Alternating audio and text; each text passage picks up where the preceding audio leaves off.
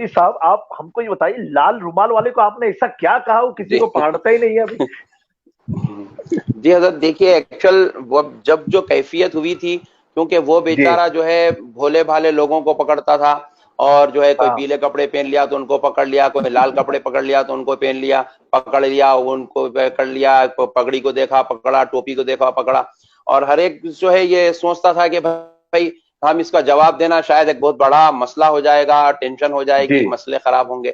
لیکن جب ہم تو خیر اس کو ہم نے نہیں چھیڑا تھا، کیونکہ ہم تو دربار رسالت صلی اللہ علیہ وسلم میں غلام کی حیثیت سے، خادم کی حیثیت سے، ایک سگ کی حیثیت سے ہم وہاں پہنچے تھے. لیکن جب ہم عشاء کی نماز پڑھ کے، ہمارا پہلا دن تھا، ہم واپس نکل رہے تھے، تو وہ شخص جو ہے پیچھے سے 2 لوگوں کو بھیجا. ان لوگوں نے شیخ صاحب السلام علیکم کہا. ہم واپس جب پلٹے تو تقریباً وہ 12-15 آدمی، یعنی کہ پورے 15 لال رومال وہاں پر آلریڈی پہلے سے جو ہے اس حقیر کا انتظار کر رہے تھے تاکہ اس کو پکڑا جائے، اس کو رسوا کیا جائے. لیکن جب میں پکڑا ملا تو وہ لوگ مجھے اوپر لے جانے لگے، جہاں پر وہ لے جا کے فرسٹ فلور پہ لوگوں سے کاروائی کرتے ہیں. لیکن میں نے کہا بھائی ہم کیوں آئیں گے، نہیں آئیں گے، ہم نیچے بیٹھ کے بات کریں. اور جب نیچے بیٹھ کے بات کرنا شروع کرے تو ان کے اتنے احمقانہ اور اتنے بے وقوف پن کے سوالات تھے بزرگوں کے تعلق سے، حتیٰ کہ وہ شخص یہ سوال کرنے لگا کہ آپ لوگ غوث اعظم کیوں کہتے ہیں، اور جو ہے آپ لوگ غوث اعظم کا بڑا مانتے ہیں یا حضرت ابو بکر کو بڑا مانتے ہیں. نعوذ باللہ من ذالک، یہ بالکل جاہلانہ سوال. یہ چھوٹے سے چھوٹا بچہ بھی سمجھتا ہے کہ حضرت ابو بکر صدیق رضی اللہ تعالیٰ عنہ ایک اللہ کے جو ہے نبی صلی اللہ علیہ وسلم کے صحابی ہیں، پھر صحابہ میں بھی سب سے افضل و اعلیٰ درجے کے صحابی ہیں.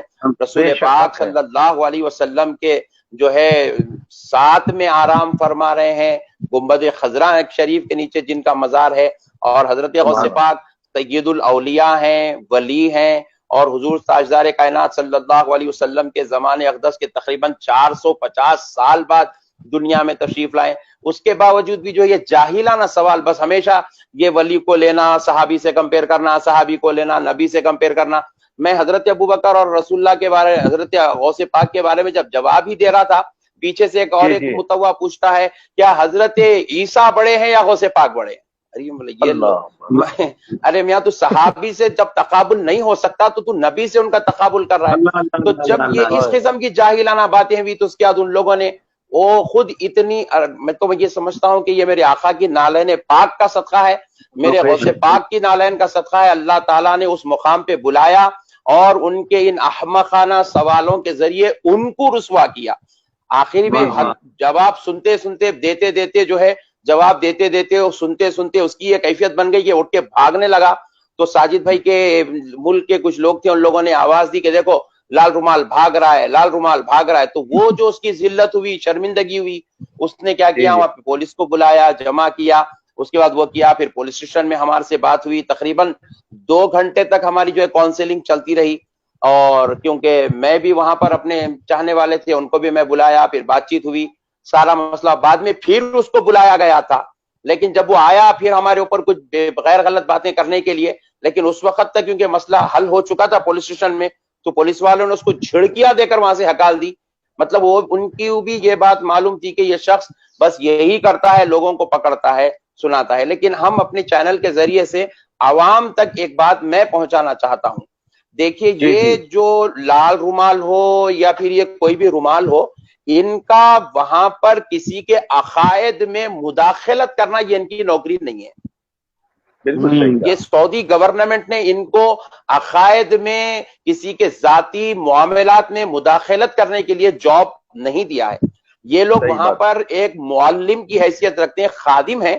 جو لوگ عمرہ کے لیے آتے ہیں ان کو عمرہ کے مسائل بتایا جائے، جو زیارت رسول کے لیے آتے ہیں ان کو زیارت کے مسائل بتایا جائے، جنت البقیع کے متعلق اگر وہ کچھ پوچھتے ہیں تو ان کو وہ بتائیں، یا نماز کے کوئی مسئلے کوئی شخص پوچھتا ہے تو اس کو وہ بتائیں. آپ سنی کیوں ہیں، آپ شیعہ کیوں ہیں، آپ وہابی کیوں ہیں، آپ اہل حدیث کیوں ہیں، آپ سلفی کیوں ہیں، آپ پاکستانی کیوں ہیں، ہندوستانی کیوں ہیں، آپ امریکن کیوں ہیں، آپ جو ہے کینیڈین کیوں ہیں. یہ ان کا مسئلہ نہیں ہے. اور یہ پوچھتے ہیں، وہاں کی گورنمنٹ ان کی زبان سے واقف نہیں ہے، اور وہ لوگ سمجھتے ہیں کہ بیچارہ بندہ ہمارا بہت اچھا جاب کر رہا ہے لہٰذا اس کی تھوڑی سیلری بڑھا دیں گے. لیکن جب اس کا چٹا کھلا تو پتا چلا کہ یہ جاب نہیں کر رہا ہے بلکہ سعودی عرب گورنمنٹ کو پوری دنیا کے اندر بدنام کر رہا ہے. پوری دنیا میں رسوا کر رہا ہے، پوری دنیا میں گستاخی کے پیغام کو عام کر کے سعودی عرب کو بدنام کر رہا ہے کہ سعودی عرب رسول اللہ کی گستاخی کو پسند کرتی ہے، سعودی عرب اصحاب رسول کی گستاخی کو پسند کرتی ہے۔ یہ میسج وہ اپنی گندی کرتوتوں کے ذریعے دے رہا تھا۔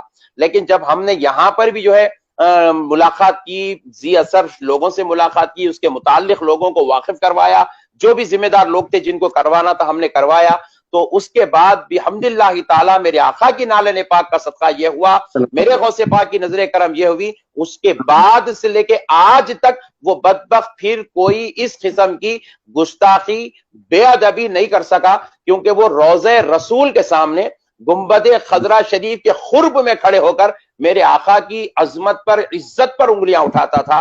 اللہ تعالیٰ نے اسے رسوا کیا، اللہ تعالیٰ نے اس کے جو ہے اللہ تعالیٰ نے اس کو پوری دنیا میں رسوا کیا، اور پھر وہ جو ہے اپنی گندی کرتوتوں سے باز آنے پر مجبور ہوا۔ اللہ کا احسان عظیم ہے، اس کے حبیب کا صدقہ ہے۔ مگر میں سب سے یہ گزارش کروں گا کہ کسی کو بھی جب ہم عمرہ جائیں، حج کو جائیں، کسی کو بھی حق نہیں ہے کہ کوئی ہمارے معاملات میں، ہمارے جو ہے عقائد میں مداخلت کرے، کسی کو حق نہیں ہے، کیونکہ سعودی عرب گورنمنٹ جب ویزا دیتی ہے تو اس کو معلوم ہے آنے والا شیعہ ہے، سنی ہے، فلاں ہے، فلاں ہے، فلاں ہے، وہ سب جانتے ہیں، ان کو جانتے ہیں، اور ان کو پوروں کے عقائد سے بھی واقف ہے۔ ہم لوگ درگاہ میں جا کے کون سا پھول چڑھاتے ہیں، پھول چڑھا کے کتنے مرتبہ درگاہ پہ گول پھرا کے کھاتے ہیں، وہ بھی ان کو معلوم ہے۔ نخل لیے تو منہ میں بعد میں ڈالتے ہیں، آنکھوں کو پہلے لگاتے ہیں، وہ بھی ان کو معلوم ہے۔ اس میں ان کو جو ہے کسی قسم کی کسی سے کوئی ٹینشن لینے کی، عوام الناس کو کسی کی ٹینشن لینے کی ضرورت نہیں ہے۔ اور اگر کسی سے بھی وہ سوال کرے تو ہر کوئی بانگے دہل یہ جواب دے سکتا ہے، یہ تیری ڈیوٹی نہیں ہے، تیرا جو کام ہے بھائی تو کر، ہم کو اپنا کام کرنے دے، تیرا کام تو کر، ہمیں اپنے آقا پر فاتحہ پڑھنے دے، سلام پڑھنے دے، آقا کے سامنے غلاموں کو کھڑنے دے۔